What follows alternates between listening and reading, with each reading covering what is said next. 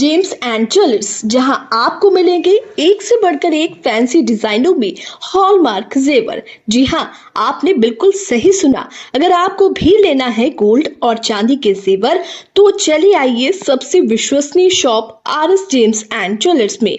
हमारा पता है लाल पैलेस स्टेशन रोड, सिवान। हमारा संपर्क नंबर है 9572658649 79798694। सीवान शहर के विभिन्न मस्जिदों और ईदगाह में ईद उल अजहा का नमाज अकीदत के साथ अदा की गई। मौके पर भारी संख्या में ईदगाह मैदान में बकरीद की नमाज अदा करने के लिए नमाजियों की भीड़ उमड़ी। बकरीद को लेकर शहरी क्षेत्र के अलावा ग्रामीण क्षेत्रों में भी सुबह से ही लोगों में चहल पहल दिखा। सुबह से ही नए कपड़े पहनकर छोटे छोटे बच्चों के साथ ईदगाह मैदान और मस्जिद की ओर बकरीद की नमाज के लिए जाते हुए लोग नजर आए। बकरीद के मौके पर ईदगाह में इमाम जनाब मुफ्ती मोहम्मद इरफान चिश्ती ने नमाज पढ़ाई। वहीं नमाज अदा करने के बाद इमाम के द्वारा खुतबा पढ़कर सुनाया गया। इस मौके पर आवाम इंडिया ट्रस्ट के अध्यक्ष इरशाद अली खान, मुमताज अहमद, जदयू नेता मंसूर आलम, भाजपा नेता सैयद माज अरफी, ईदगाह के फाउंडर मरहूम सैयद मास्टर निसार अहमद साहब के पुत्र, वरिष्ठ भूगर्भ वैज्ञानिक और युवा नेता सैयद अजहर जमील, वार्ड पार्षद मोहम्मद शहाबुद्दीन, वार्ड पार्षद टीम सदगी उर्फ पिंकू, डॉक्टर अली असगर के साथ अन्य कई सदस्य और समाज सेवी उपस्थित थे। ईदगाह में नमाज के समय जिला प्रशासन के द्वारा सुरक्षा के मद्देनजर काफी चाक चौकसी व्यवस्था की गई थी। वहीं नगर थाना अध्यक्ष राजू कुमार के साथ अन्य पुलिस अधिकारी भी विधि व्यवस्था को लेकर तैनात रहे। आज ईदगाह में ईद उल अजहा बकरीद की नमाज अदा की गई। इस मौके पर क्या कुछ संदेश देना चाहेंगे सीवान वासियों को?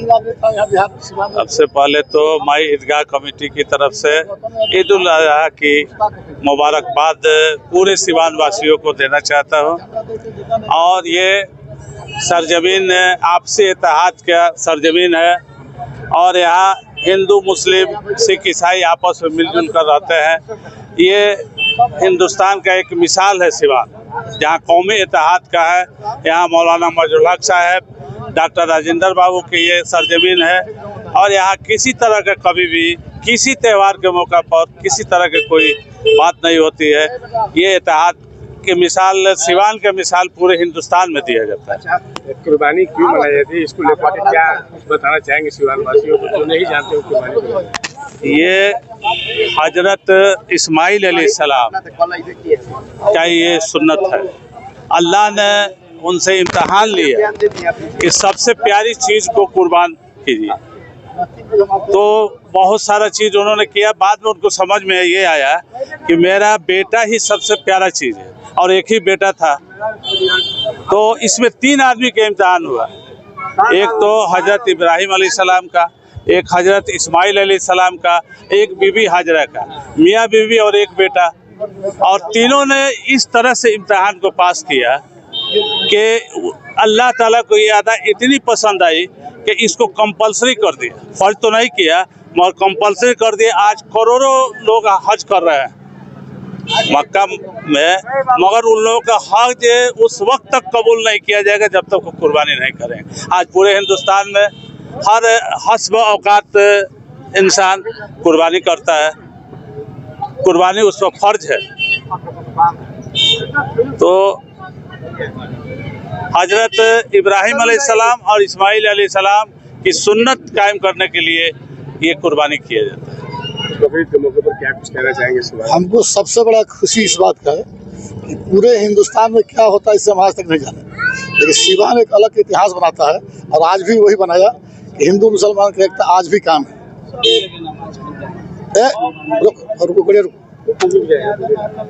ये हिंदू मुसलमान एकता की देन है।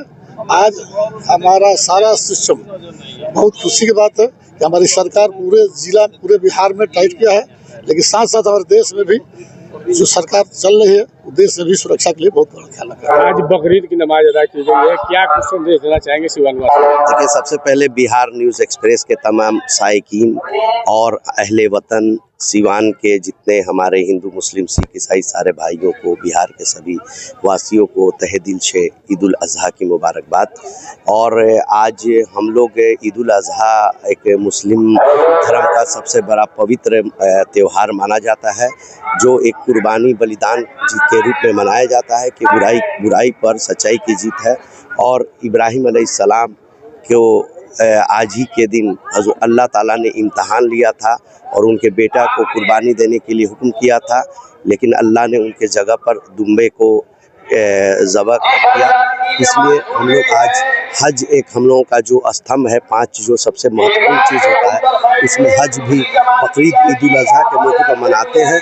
तो तमाम अहले वतन के लोगों से हम गुजारिश करेंगे कि अमन सुकून के साथ अपनी देश की तरक्की के लिए ईद उल अज़हा मनाएं और कहीं कोई इस तरह असामाजिक बात किसी से किसी मज़हब के लोगों को कोई बात ठेस पहुँचे तो ऐसी कोई तकलीफ़ वाली बात फेसबुक पर, ट्विटर पर या किसी भी मीडिया के स्रोत से कोई भी पोस्ट ना करें।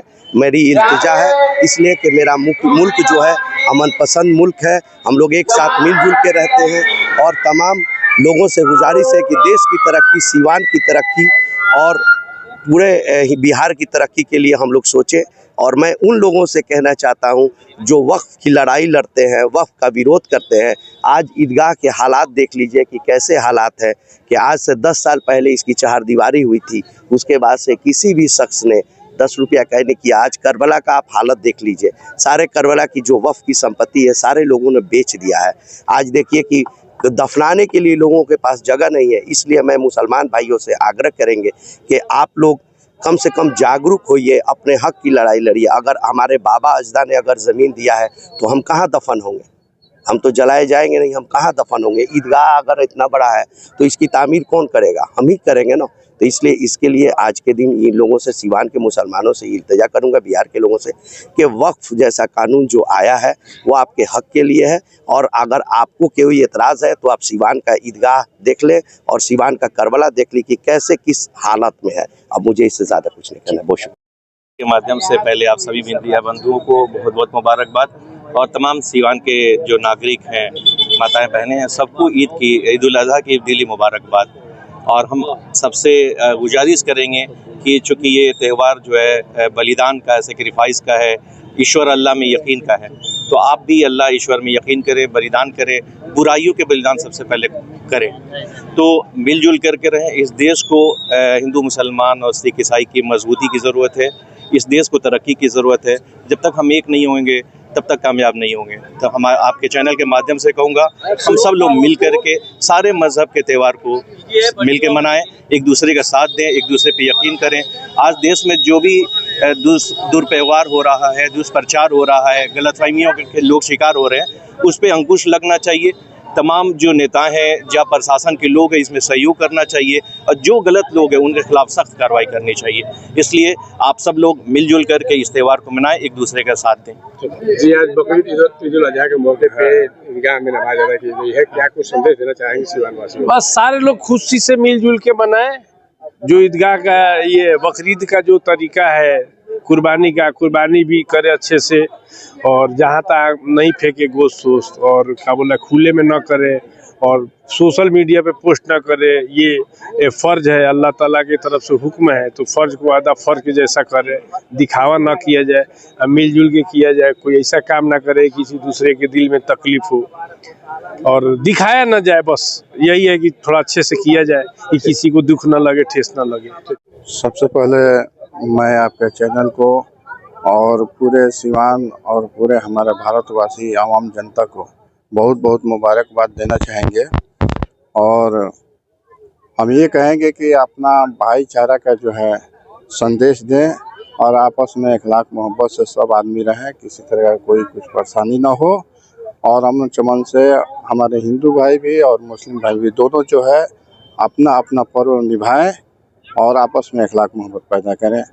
बस यही हम गुजारिश करेंगे। सिवान का एकमात्र HUID hallmark showroom Payal jewellers, the symbol of trust. Wedding jewellery collection मात्र 1,49,000 से शुरू। शादी की शॉपिंग करें पायल ज्वेलर्स में, क्योंकि हम ग्राहक नहीं रिश्ते बनाते हैं। हमारे यहाँ सोने चांदी एवं डायमंड के सभी रेंज उपलब्ध हैं।